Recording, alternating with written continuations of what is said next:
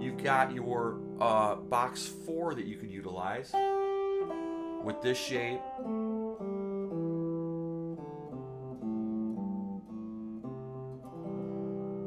With this C bar chord here, 5th string root, you have box 5.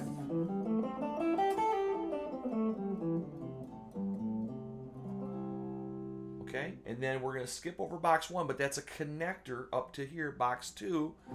We have our C major bar chord with a 6th string root, and then box 2.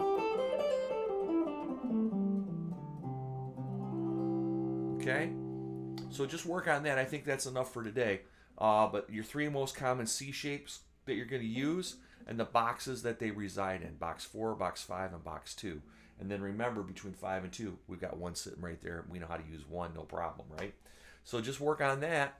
And then, like I said, next lesson, we'll add more to this equation. All right, have fun.